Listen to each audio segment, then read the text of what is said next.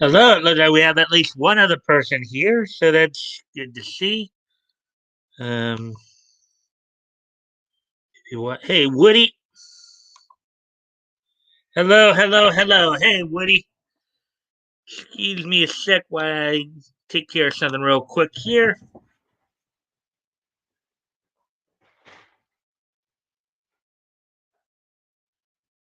Get a little more light in here. How'd your weekend go, Woody? How'd your day go on the weekend? We're gonna wait a few minutes to see who else shows up.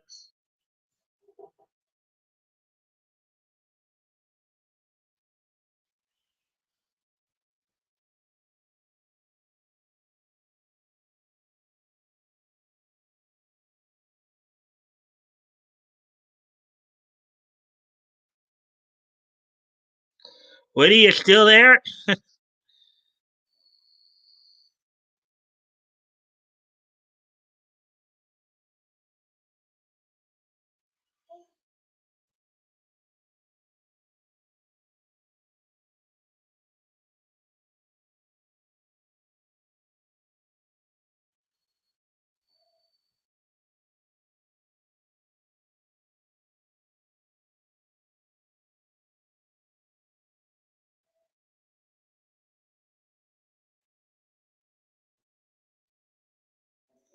Been a good day. A long standing problem may soon be resolved. Room count section. Yeah, it was saying zero, and then it said, it's kind of funny. The waiting, it said two of us, which was accurate. Then it went down to like one, and then zero. Now it's back up to one.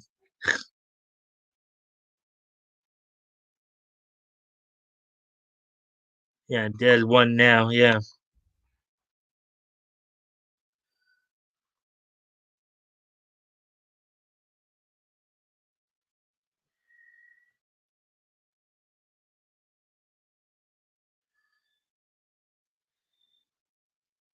Bat Goat here. Hey, Bat Goat, gentlemen. Hey, Bat Goat. Counter's acting stupid again.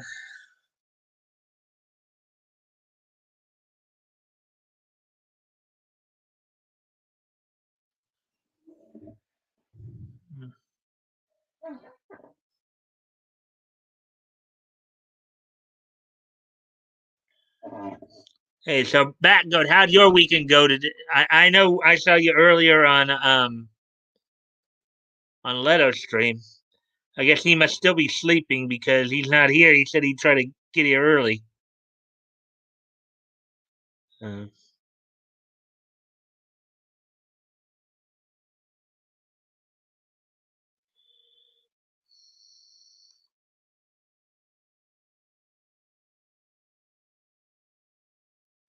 just waiting for some more people get in before we get started.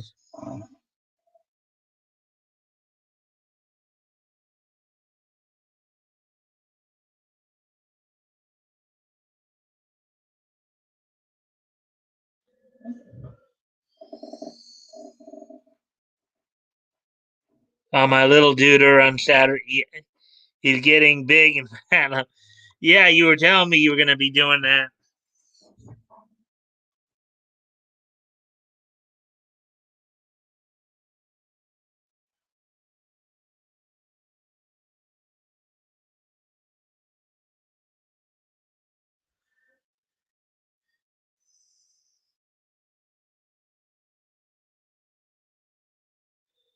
Hmm.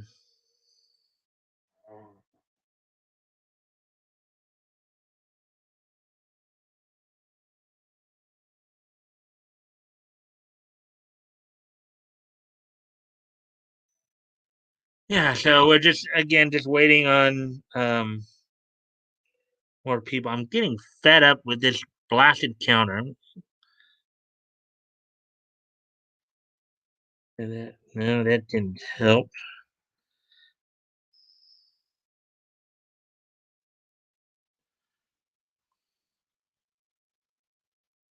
If by doing it here.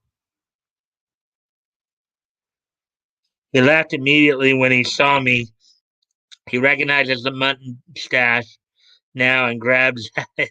Very cute. Yeah, it probably is cute for him. Because now we're saying that we have two people viewing. So I'm pretty sure there's more than two.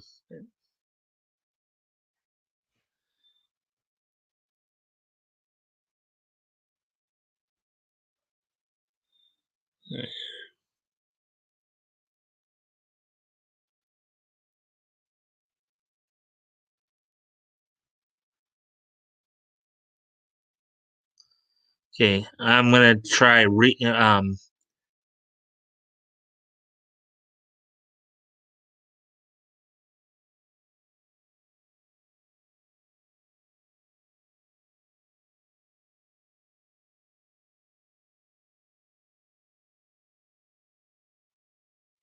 I was just trying to reboot. That's why I disappeared there for a moment, guys. Trying to see if that would you, me, and the lamppost. Well, let's see. Got Batgoat, Woody, and myself. So I tried rebooting it. Well, okay, YouTube's saying two watching now, but StreamYard's still saying one. Kind of ridiculous. Uh,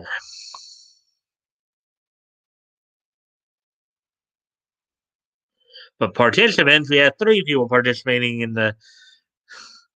You almost had to ask YouTube about the logic in that. We have three in it, but yet it only tells us that two are watching. It's kind of stupid.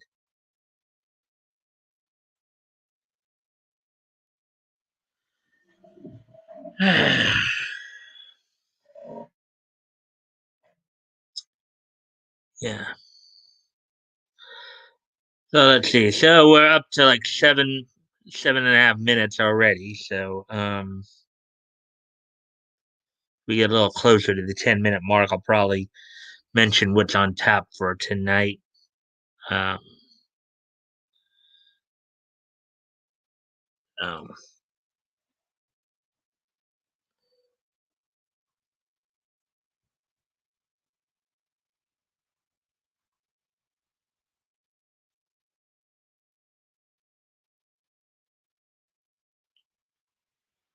hmm.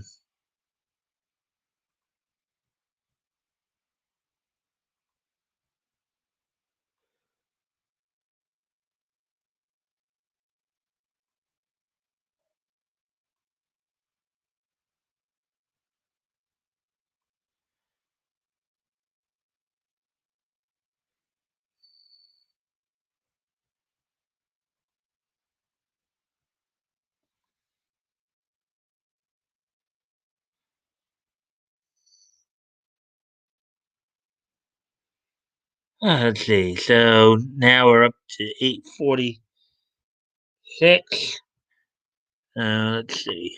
Maybe a couple more minutes, and I'll get into. I know that. Oh yeah. I noticed Leto's counter gets goofy too, so you're not alone. Yeah, I saw that earlier. I saw that earlier as well when I dropped in there. I mean, it was staying down at 2, even though you could tell there were already like 4 or 5 people in there at the time. So I mean, whole thing's kind of dumb.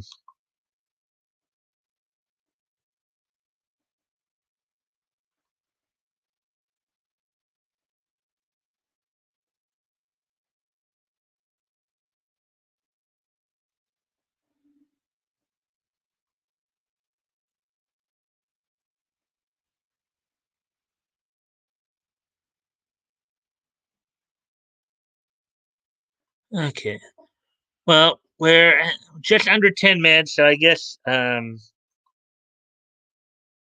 it'd be a good.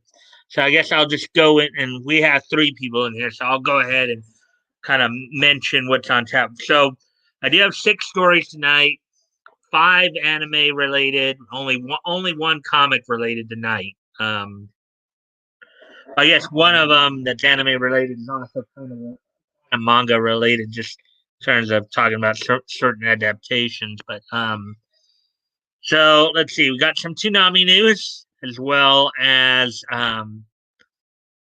let's see, some an article on Legend of Zelda, some of the manga adaptations of Legend of Zelda. Um, Also, let's see, what are some of the other news? Some of the other news items: an Attack on Titan article. Record of Ragnarok is apparently might cause some controversy. SSSS.Dynazenon, which is I guess a sequel to SSSS Gridman. And then the lone comic story, which will be more at the end, is a Comics Pro president talking about the impact of the I guess the Marvel Penguin merge or deal. So that's basically all that's on tap for tonight. So we have three people in here, even though the counter says two, but we definitely have three people in here. So we're going to go ahead and it's a good time to go ahead and get started on these stories. And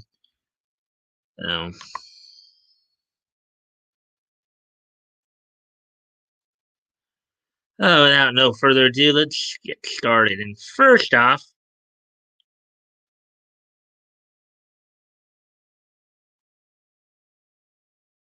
and I did see that you did say something about, so I'll take a look at what you said. Cool, rock on. Okay, so the first article here we're gonna look at here is this one. So this Saturday night, um, the second season of The Promised Neverland, the dub of the second season of the Promised Neverland will be making its debut this Saturday night on Toonami. So the change in schedule goes as follows. So Dragon Ball Super is still starting off Toonami at midnight, followed by Attack on Titan at 12:30, Food Wars on at 1, and then the Promised Neverland is puts in there the second season. The premiere of the second season will be at 1:30 a.m. And then Fire Force is moved back a half hour to 2 a.m. Black Clover back to 2:30. Fill in the spot that was formerly filled by SSS Gridman. Naruto Shippuden still on at 3, then Demon Slayer Kimetsu no Yaiba on at 3:30. So again, at midnight, Dragon Ball Super, 12:30, Attack on Titan, Food Wars on at 1 a.m. The premiere of the second season of The Promised Neverland, the dub of it, is on at 1:30. Fire Force on at 2. Black Clover on at 2:30. Naruto Shippuden on at 3, and then 3:30, Demon Slayer Kimetsu no Yaiba. So that's all. That's the lineup starting this Saturday. From some of the sources I've read, that lineup will be from this Saturday until like May 1st. Um, so there you go. So that's the first story of the night. A little update on that.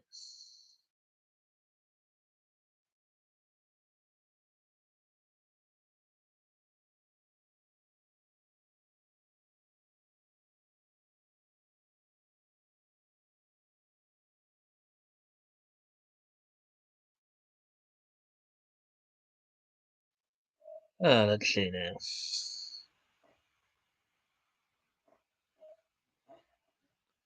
I tend to fade out on some anime stories, so I'm gonna be honest. Be right back.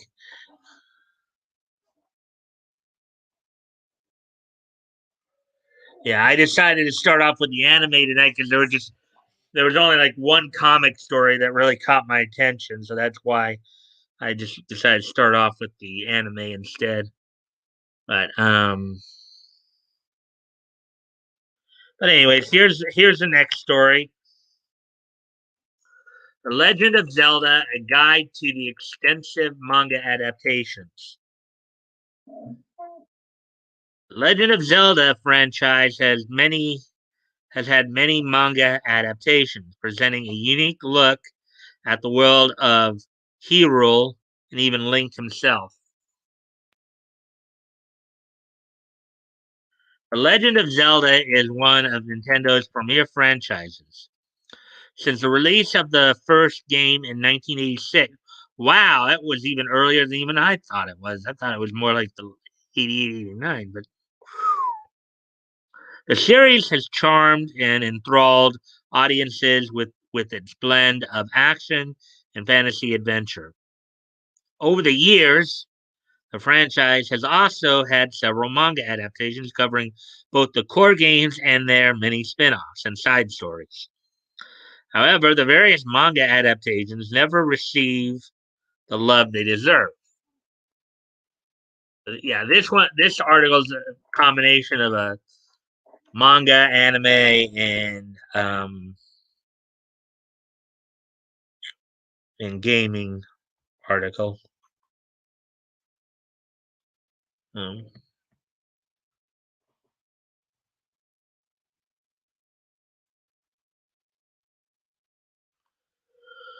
so as we continue there, then, however, many of these manga are very hard to find, with most of them being exceptionally rare.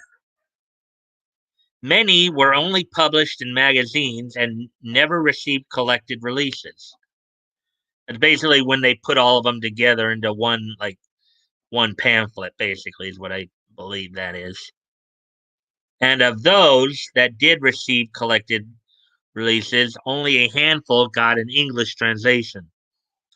This means that the large proportion of Zelda's manga, including Yu Nishozaki, Maruran, and Daisuke Shigoto's vastly different retellings of the first game, Ataru Kagiwa's extremely popular version, A Link to the Past, and Junya Furusawa and Jin Munasue's Oath of Riruto um, spinoff are only available to hardcore collectors who can afford to shell out large prices for the few secondhand copies that lurk in bookstores or appear on eBay.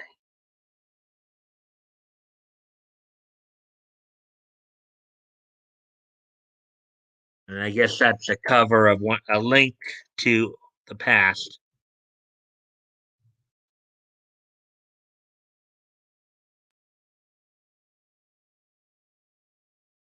Okay.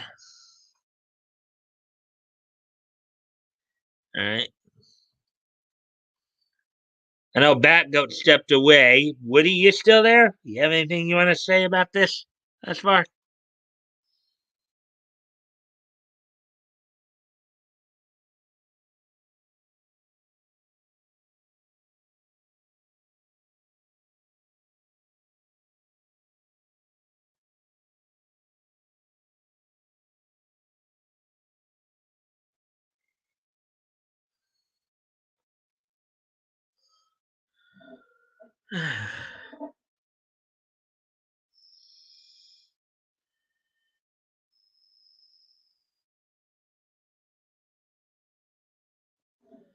Just waiting to see if anybody's going to say anything. All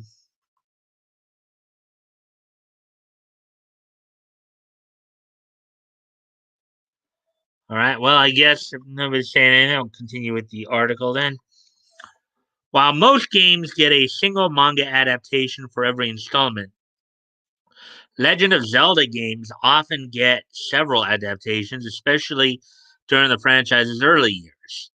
And I think they didn't just get manga adaptations; they got comic adaptations, as we saw the other day as well. I think, as I pointed out the other day, Valiant there in the early '90s actually was kind of the home to the Nintendo brand of comics. So, um,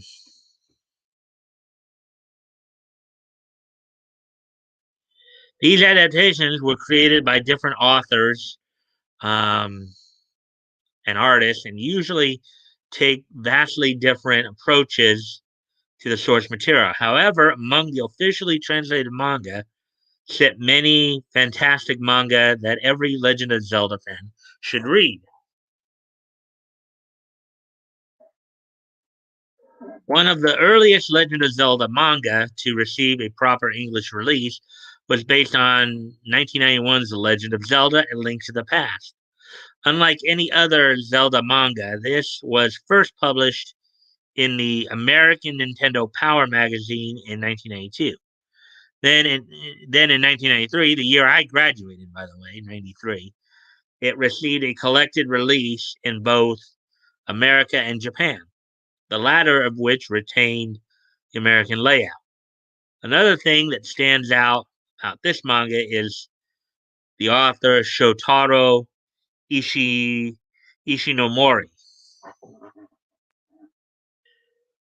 Kaze ne yo ni hayaku. Uh, Ishinomori is a manga legend, best known for creating series like Cyborg 009, Android Kikaider, and The Road of Ryu. He is also the creative force behind tokusatsu shows like Kamen Rider and Super Sentai.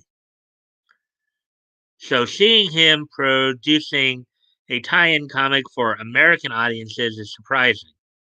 This manga retells the story of A Link to the Past in a slightly abridged manner. However, it is still fascinating to see Ishii Nomori take on the Zelda franchise, and it has a unique art style that looks like a charming and natural expansion of the game's sprites.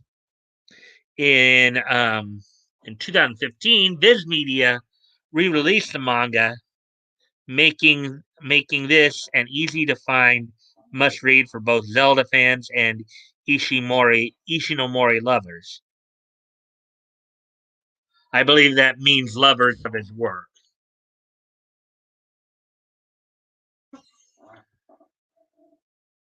Let's see. Anything new come up yet? Nope. That good, I guess, is still away, I guess.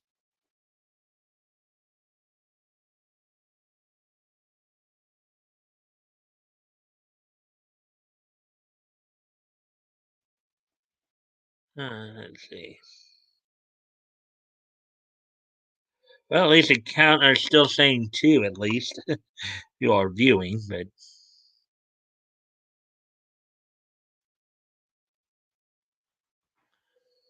no discussion of Legend of Zelda manga can be had without discussing the world of Akira Himeka, Himekawa. Akira Himekawa is the joint pen name of two manga creators, A. Honda and S. Nagano. Um,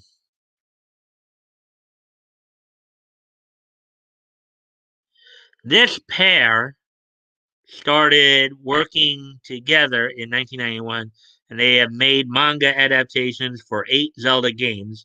Their first manga was based on The Legend of Zelda Ocarina of Time. First released in 2000, this manga is an excellent microcosm of Himekawa's approach to Zelda manga, as it features a faithful retelling of the game's story with some added elements that build on and enhance the core story. Yeah,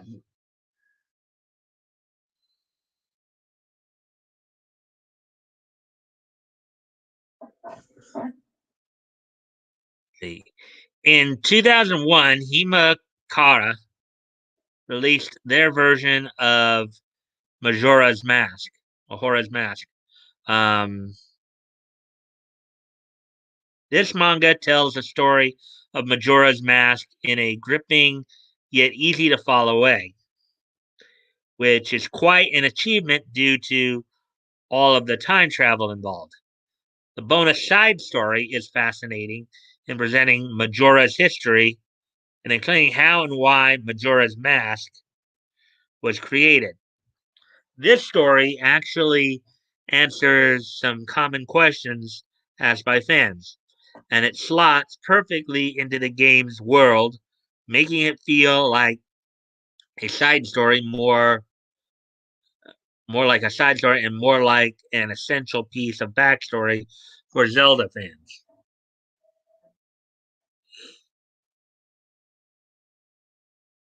Let's see.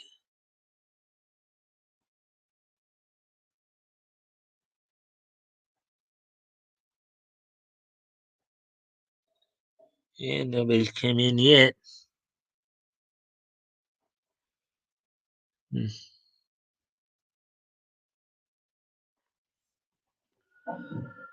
Let's see. But Himakawa didn't restrict himself to console games. They produced a manga adaptation of Game Boy Color games Oracle of Seasons and Oracle of Ages. Due to the Game Boy Color games being slightly less plot heavy than the console games, these manga add many new characters, but these additions never feel out of place or forced. Instead, feeling like planned content cut from the game due to a lack of space on cartridge. Interesting.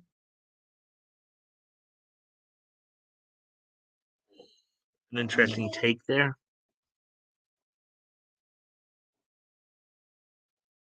Back goes back. I never played Zelda. Yeah, but I figured this might be an interesting. I would think Leto and Solid would probably be more into this story if they were here. Because they're the. I think they're the two main gamers in our group. Albeit Zelda is probably considered. I don't know if either one of them has ever played Zelda either, just because that's a bit before their time.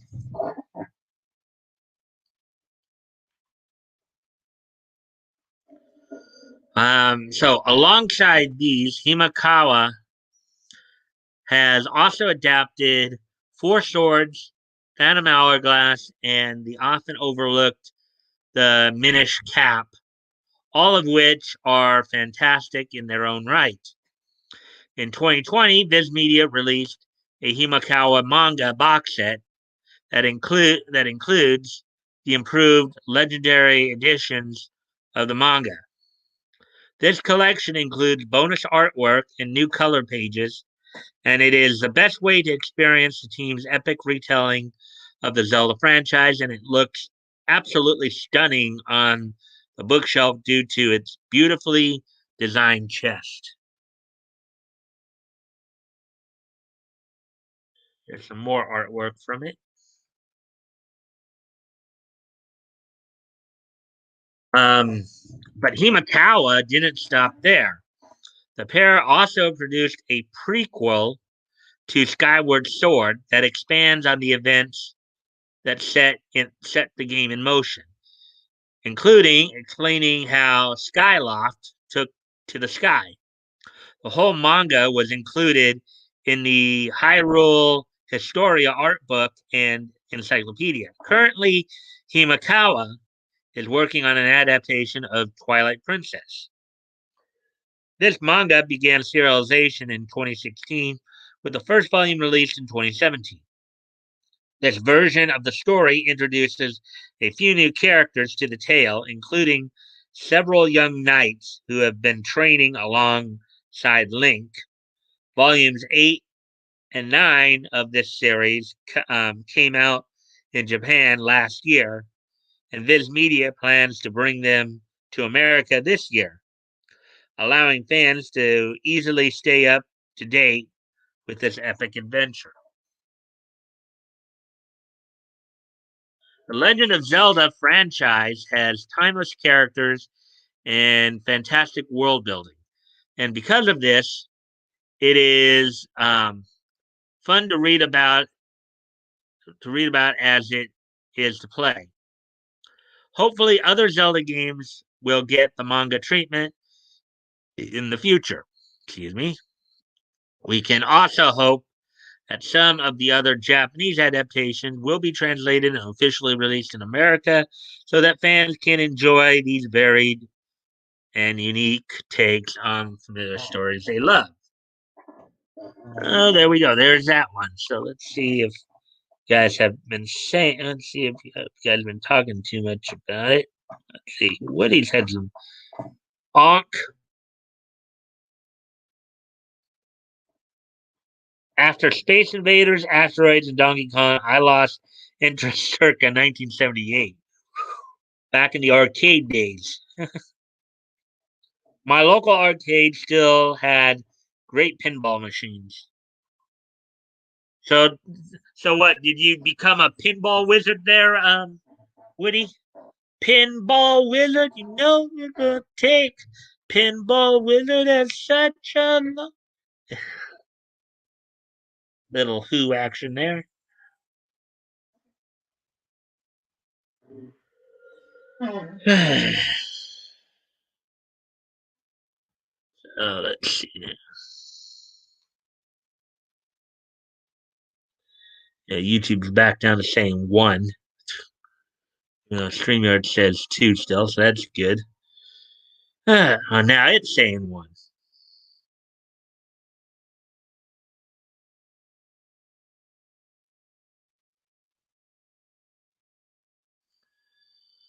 Anyways, as we prepare to go on to the next article here. Now this one, I think even you back goat might get a kick out of this one, this article here, because this one's a bit more interesting. This is kind of a breaking of the fourth wall type of story here.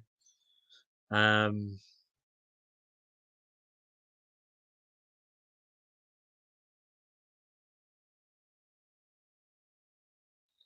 yeah, this right here is kind of a breaking of the fourth wall story. You guys might want to listen in on here.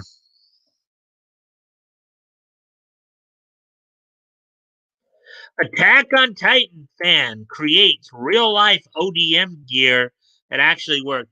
Now, from what I understand, the ODM, what they're talking about with the ODM gear, that's the gear they use in fighting the Titans, basically. All that kind of repelling gear and all that. So here we go. Created by Herotech, this working version of the Attack on Titan transversal device features a functional grappling hook and retractable blade heads.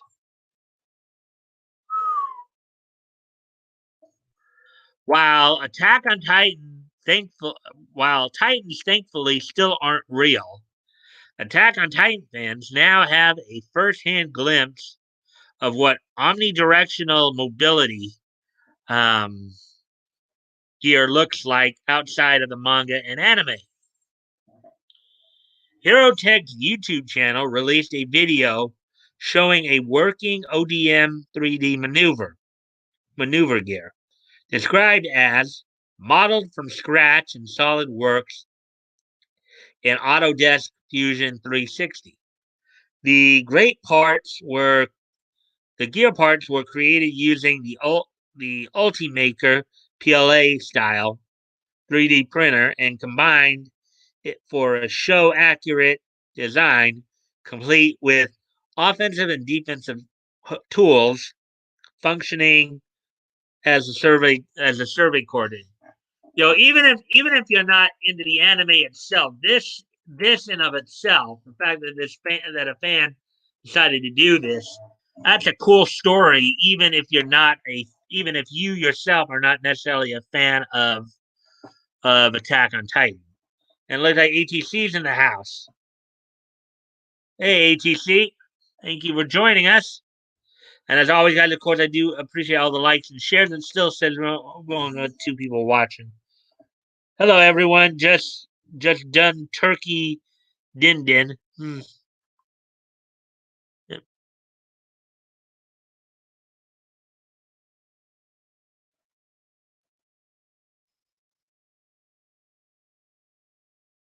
But yeah, so the story I'm currently going over.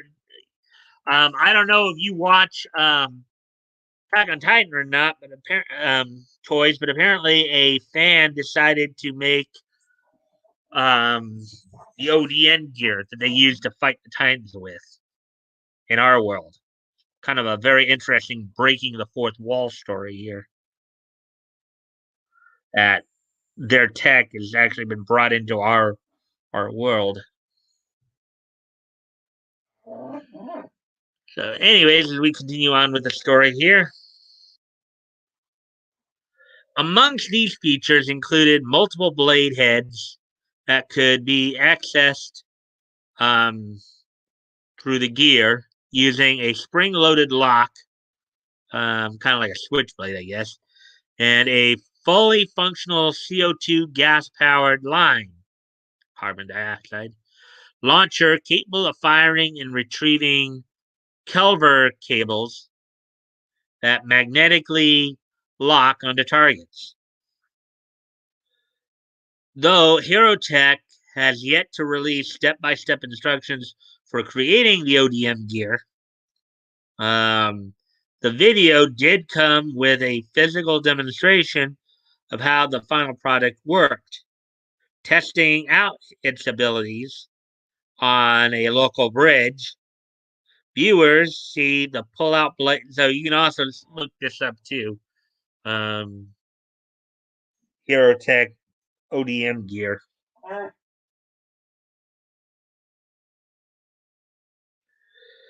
From the side boxes and how to replace them with new blades or when broken.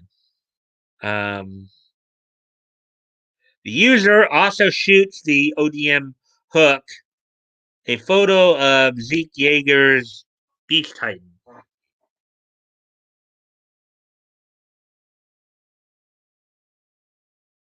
Let's see.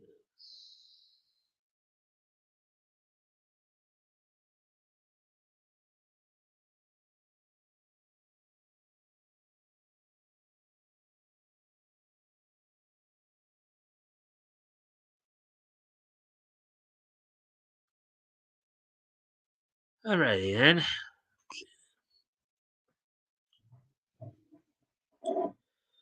The ODM gear has been a staple of Attack on Titan since the series creation, giving Paradise Island's residents a means of fast travel across forests and the walls, while also having a fighting chance against Titans in battle.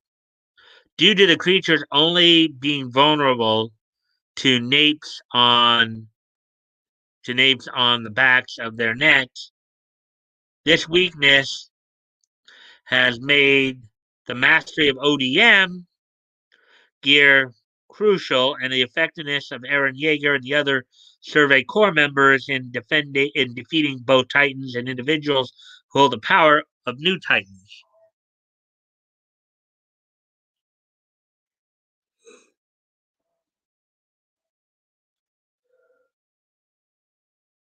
During the back half of Attack on Titan's third season and its fourth season's time jump storyline, weaponry that accompanied ODM devices was updated from simple blades to more powerful thunder spears, which launched rockets, explosives more than capable of penetrating heavily fortified Titan armor. Attack on Titan Final Season Part 2 will air in winter 2022.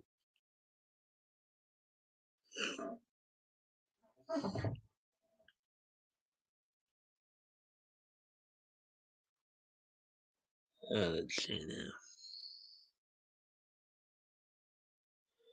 So that's that for that story. We're just at the 30, coming up on 39 and a half minutes there.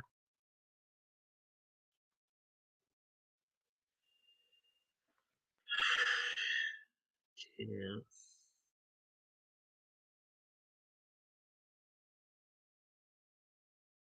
Okay, so here's the next story we're going to look at.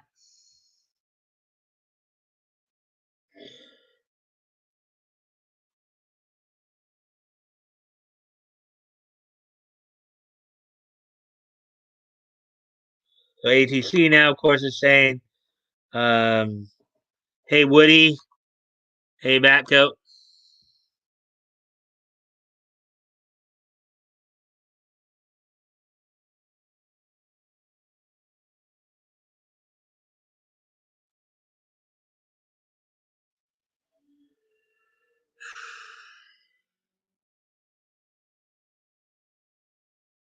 Record of Ragnarok. Why Netflix's latest tournament anime may court controversy.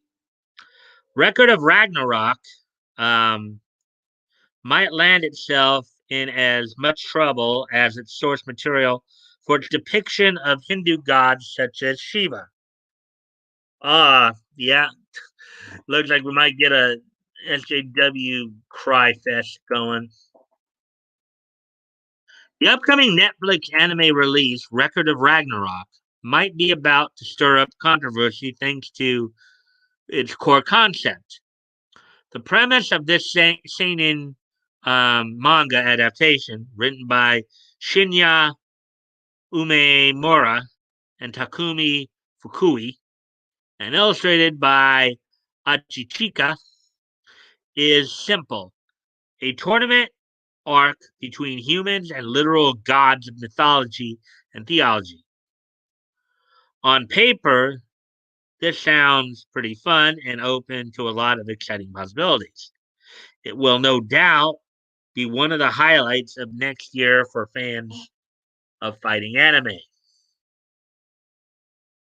However, there is one important issue. At least one of the deities showcased isn't mythological, but from an active religion. While the series does pit Adam, the biblical first man, against entities like Thor and Heracles, it also features Shiva, the Hindu god of destruction, in a very prominent role. Judeo Christian and Buddhist icons in anime are not too uncommon, but controversy tends to emerge whenever anime or other media feature Hindu deities. This might put Record of Ragnarok in the same hot water as its source material when it launches.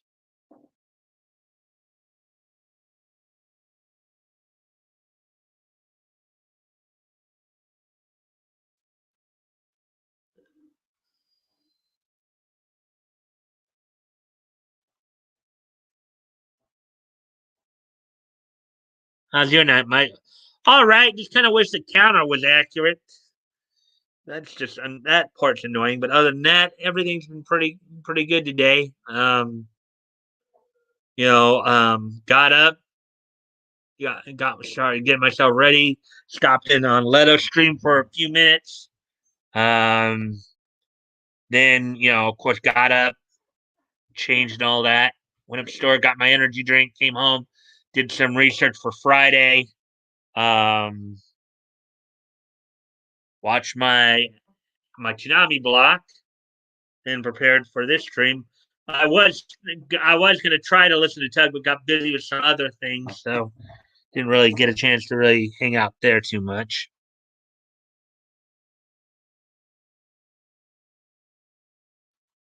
And that goat says, "Hey, Toy." So that's about the long and the short of it. So,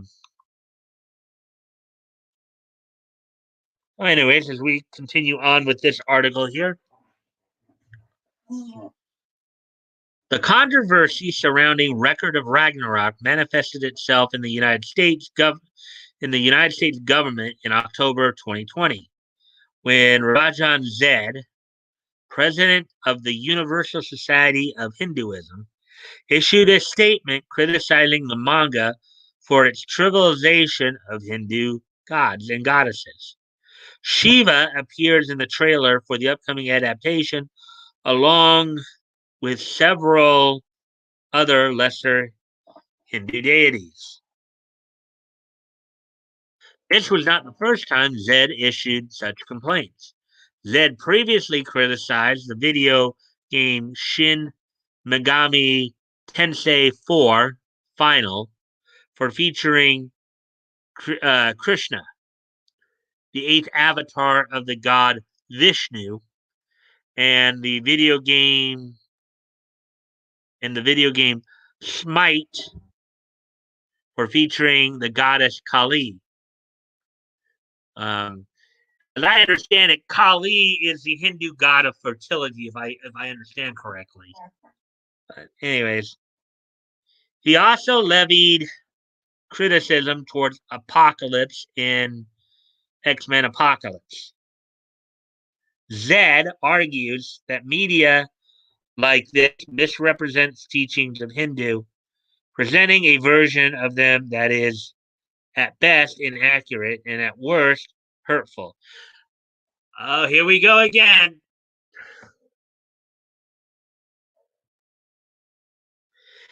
In regards to Krishna in Shin Megami Tensei 4, Krishna bore little to no resemblance to traditional depictions of him in Hindu lore. Gone is Krishna's blue skin, but added is a fedora that makes him look like a subversive gangster. Likewise, Record of Ragnarok shows Shiva as a brutal powerhouse on par with Thor and Heracles. Thor of Norse mythology, Heracles of Greek mythology, which is far from the reality surrounding the figure. This might give audiences who are otherwise unfamiliar with the religion a very different view of Hinduism to what its followers might want.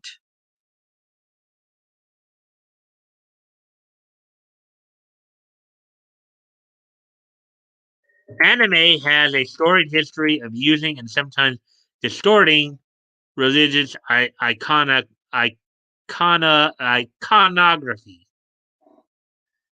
Saint Young Men depicts Jesus and Buddha as two friends just hanging out together.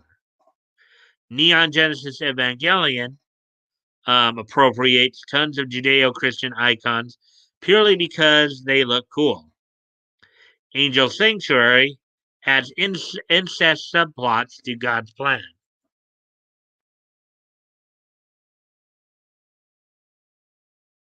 However, what's different here is that Judeo Christian stories have tons of positive and faithful portrayals in the media to counteract the negative ones.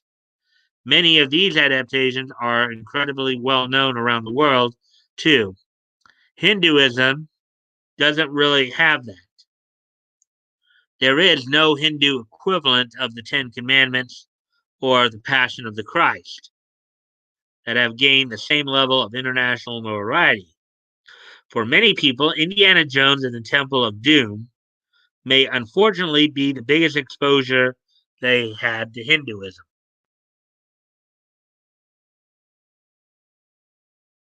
Disney's Hercules and Marvel's Thor are not faithful adaptations of their source mythologies. However, unlike Greek and Norse folklore, the Hindu religion has 900 million followers. Spreading fictionalized depictions of the Norse religion isn't going to offend a lot of people. If you spread false information about Shiva, however, you might cause problems that real people will need to deal with.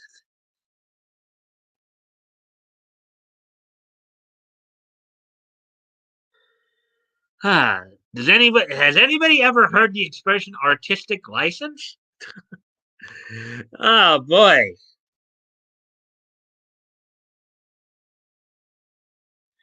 Did it ever occur to them that maybe the storytellers aren't trying to depict the religion and in an accurate way? Maybe they're just utilizing the deities as characters for a story.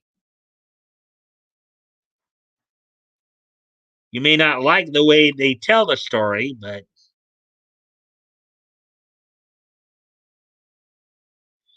busy day.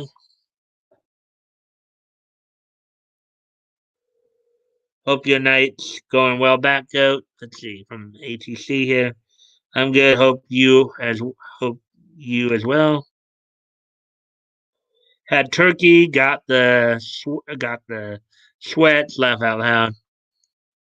Laugh out loud. Now it says we have 3 people watching, so that's good. Oh boy, here we go. You picked it up too, huh? Fertility, aka sex, drugs, rock. Yeah, that's one way of putting it there. ATC. No, like a pimp, you dumb writer. That's the anime I recommended a few streams back. In some countries, you have actually purchased an artistic license.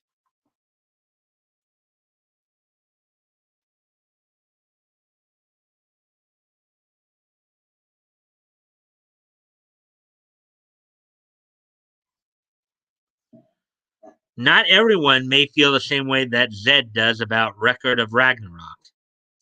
But should you watch the anime or read the manga, it might be worth educating yourself on the real beliefs inherent to Hinduism so you can separate creative liberties from religious tenets.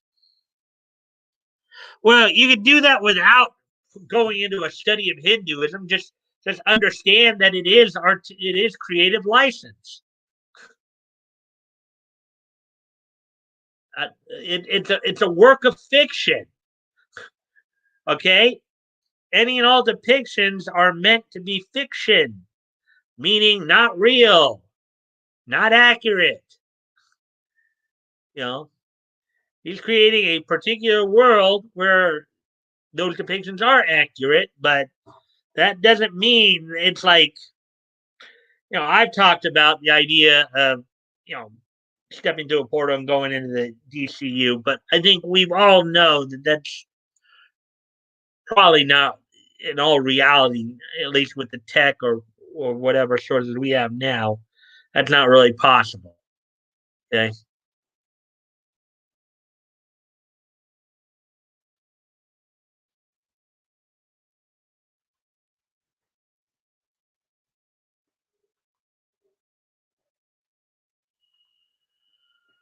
Okay. So, anyways, let's see now. What are we in? So 52 minutes, going on 53 minutes here.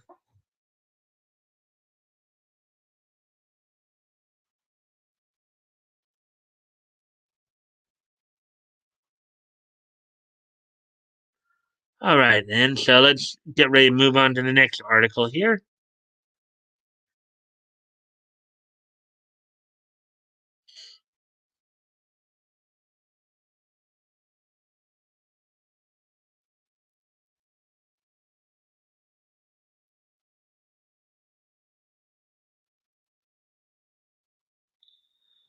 Okay, so here's the next article here. SSSS.Dynazenon premiere teases powerful mecha and a ragtag pilot team. Now, from what I understand too, here this might be the a sequel to SSSS Gridman. So SSSS Dyna Xenon's first episode shows potential with interesting character backstories, fun dynamics, darker themes, and of course, a powerful mech.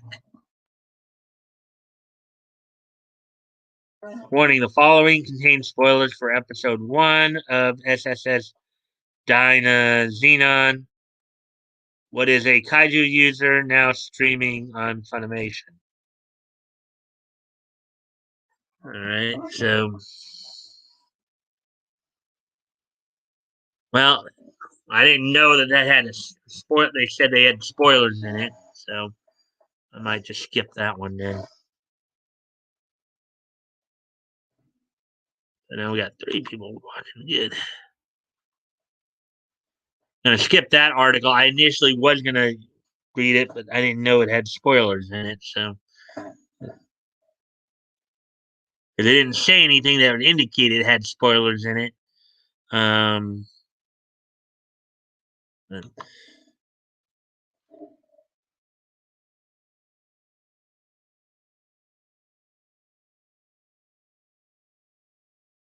well, let's see. There's one more story we can go through, which is the comic story.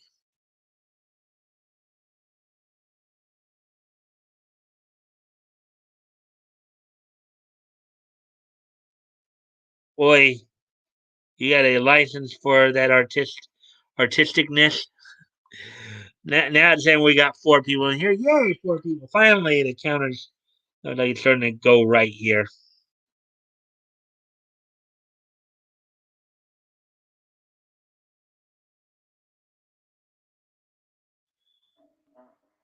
Okay, so sending.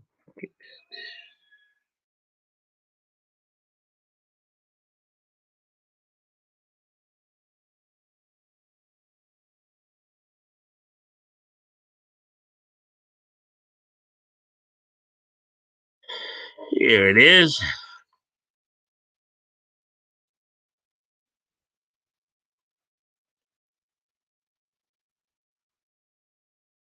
Ouch. All right, so here's the last of the main stories for tonight. We come up on an hour here, pretty quick here. Next few minutes. Comics Pro president breaks down effects of Marvel Penguin Random House deal. Comics Pro president Jen Haynes discusses Marvel Comics distribution deal with Penguin Random House, noting that the pros seem to outweigh the cons.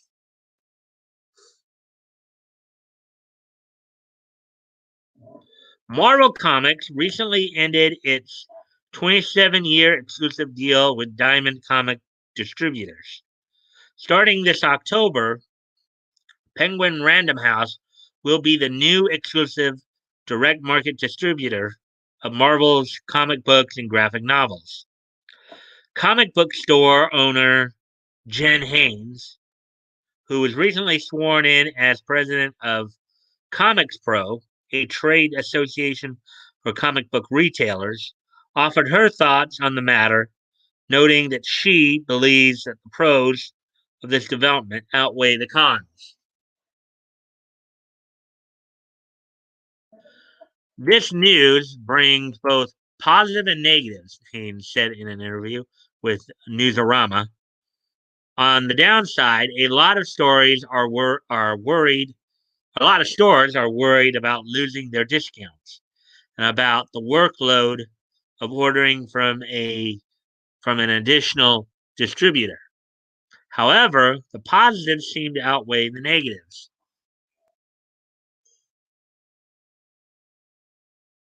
Penguin Random House is an excellent company that has been a central piece in growing graphic novels in the book market. They also bring certain perks with them, such as displays, terms, and free shipping, which will help stores in the long run. As long as they can get a handle on the trickiness of packing comics and books without damages, this should be a good step forward for the industry as a whole, Haynes elaborated. Notably, Penguin previously explained that it would be shipping comics and graphic novels separately in an attempt to prevent damages. And for the retailers who are uncomfortable with the change, we are really pleased that Diamond will still be there to support those shops.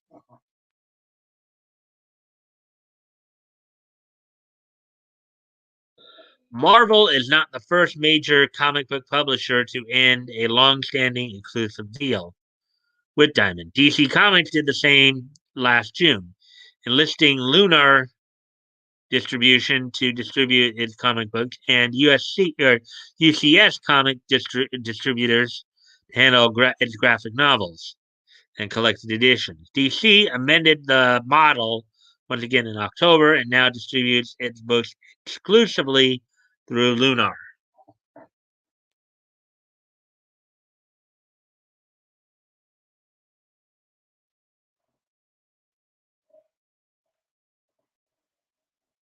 friend of mine asked if I slept with his sister.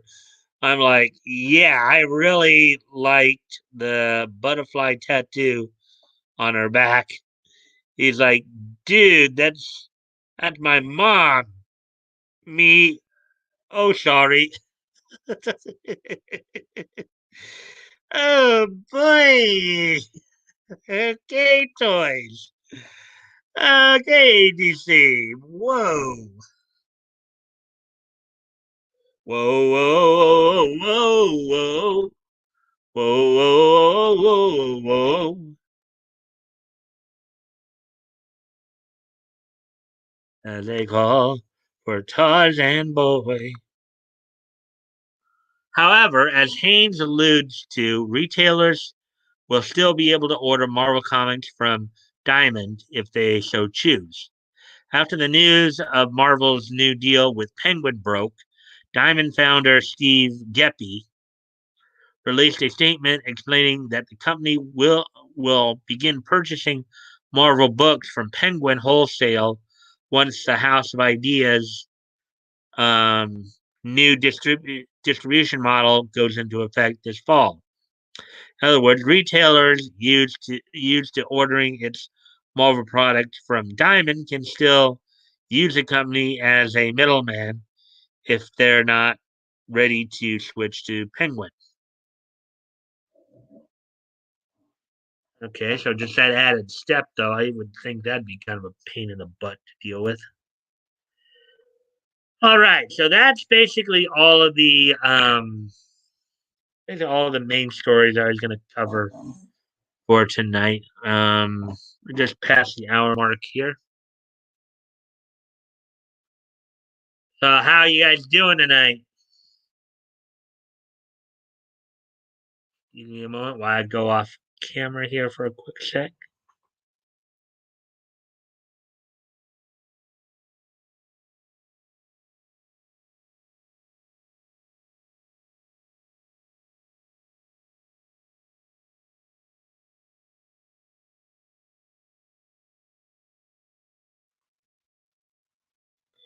All right, I'm back now.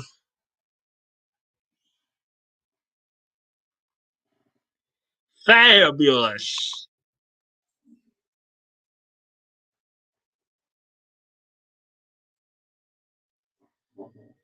Yeah, so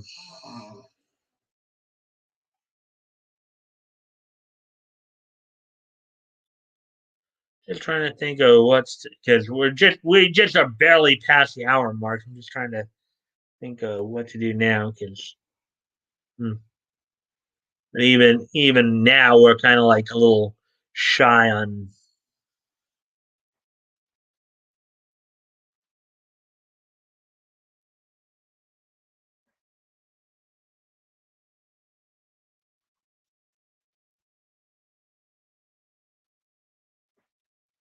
doing good. Going to go into turkey coma. Yeah, well, I do know that Nick is streaming tonight. Apparently he's got some venting to do. I guess. I saw the thing earlier.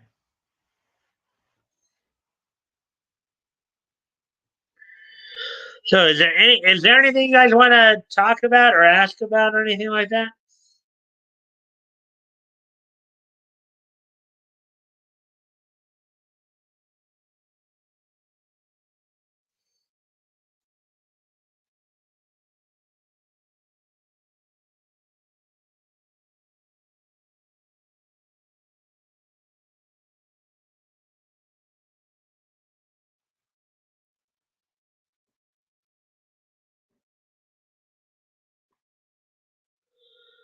Time for a joke contest. Hmm. Yeah, I usually let Bat go handle that stuff.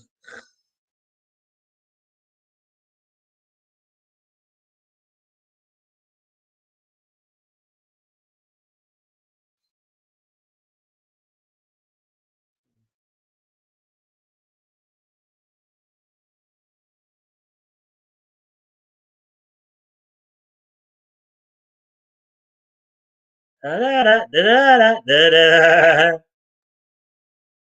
Da, da, da, da, da.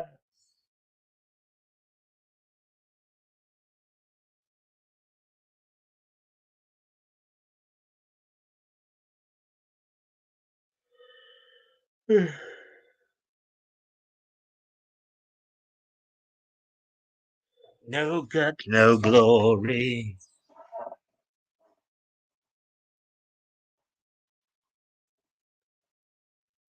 Whatever happened to the good old fashioned Acapulco Gold? I have no idea. Woody, Mike, what joke topics are off limits during streams? What joke? Um,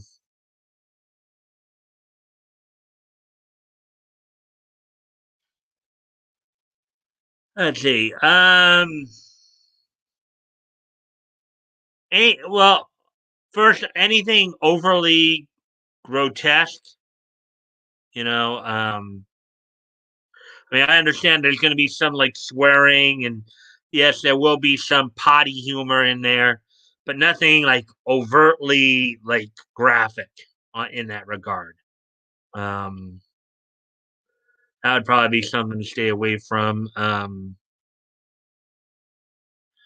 I think even as you guys were pointing out to me the other night, I guess any kind of um, any obviously any kind of like racial stuff should probably be stayed away from too. You know,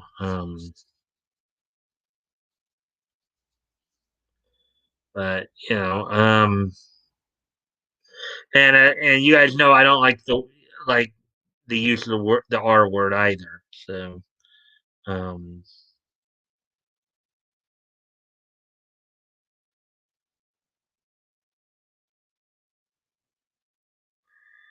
but other than that,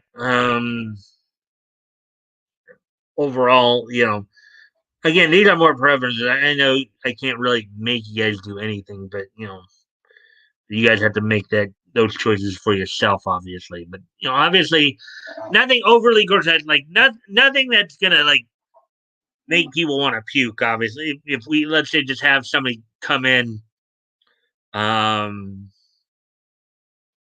say we just have somebody come in like who doesn't know the situation, and you're like, and you're telling a joke that happens to be fairly graphic. Yeah, that might be a turn off. So we want to try to make you feel welcome when possible.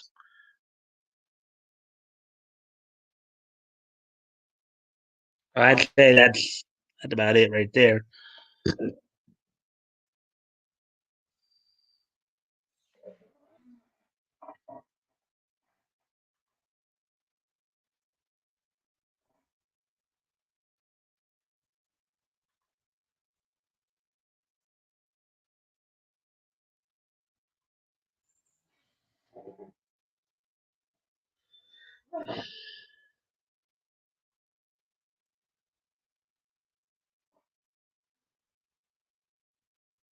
Sounds good. No graphic jokes.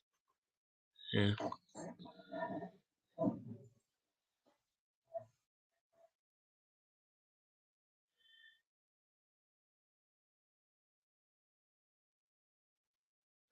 Yeah, pretty much. Again, just nothing overly graphic. Say that's about the main thing.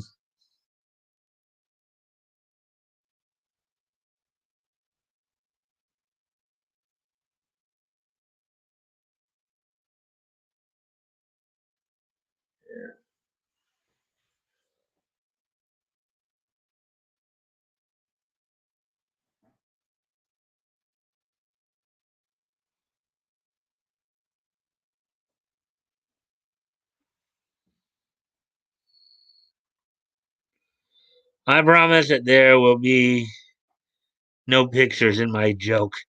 Well, that's an interesting one there, choice.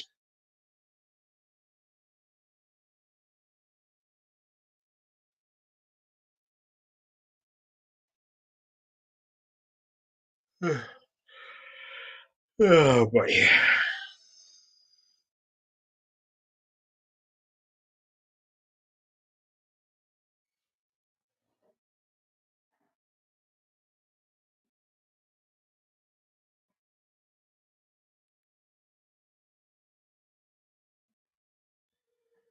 Let's see.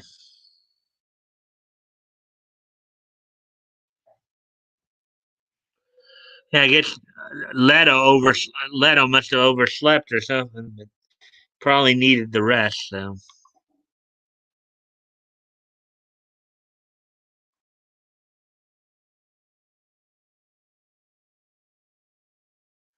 oh yeah, one of the things I did over the weekend, of course, I went back and looked, watched some pro wrestling from back in February '76, the latter half of the month there, into like the first few days of March of '76. One of the things I did watch was portions of the WWF Madison Square Garden show from March 1st in 1976, which included Ric Flair's debut, Madison Square Garden WWF debut, long before he came back to it in the 90s, in the early 91, 92.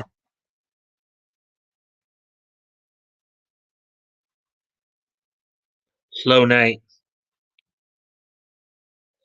Yeah, I know. Leto was busy fighting Venus flytraps. Yeah, I know. He was like, um, he looked tired. Yeah. Yeah, actually, even though I try to stretch this out to like a minimum of an hour and a half, I'm actually even thinking of just uh, trying to wrap it up here. I do appreciate you guys being here and all that. So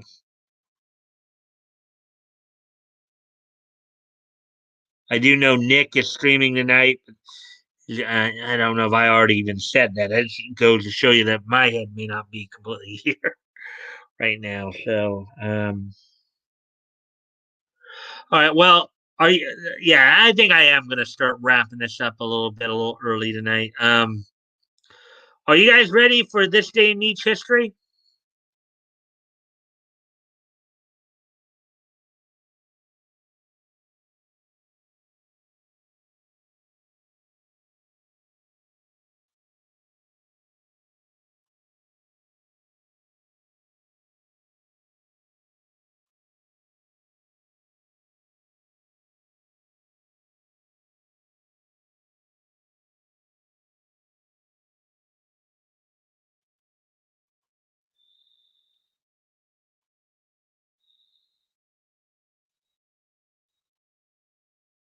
Nietzsche history, heck yes. All right, so we're gonna wrap up a little early tonight, guys. You know, just seemed like a slow night. Maybe we're just a little more tired. Um, so today being Monday, April the 5th, 2021, let's take a look back on this day in each history. We've only got a couple of items for you guys tonight. Each time, and if I may speak for Batgoat on the couch, yes. Yeah. Well, Batgoat, I guess, isn't as much into the anime side of it, but a couple of those are like game stuff and any So, anyways, today being, as I said, Monday, April the 5th, 2021, let's take a look back on this day in each history. So, first thing we're going to look at, we're going to go back 21 years ago today, back to the year 2000. I've only got a couple of history bits tonight. So, on this date in the year 2000, fifth and final issue of Archie Spring Break went on sale on newsstands on this date in 2000 for $2.49, and it was 48 pages. So on this date in 2021 years ago today, Archie Spring Break number 5 went on sale on this date in 2000.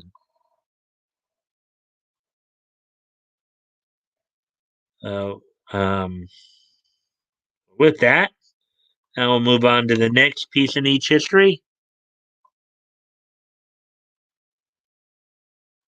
On this date, 5 years ago today, the animes Hakuoki Otogi Soshi, uh, produced by DLE Incorporated, and Joker Game, produced by Production IG, both premiered on this date 5 years ago today. So on this date 5 years ago today, Joker Game and Hakuoki Togi Soshi premiered on this date 5 years ago today. So let's see. April 5th, Y2K.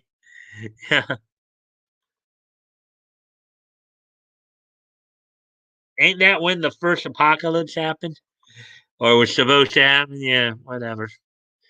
All right, guys. Well, that's basically it for tonight. I hope you guys have a good rest of your night. Um, thank you for being here. Thank you for the likes and shares. That's always appreciated.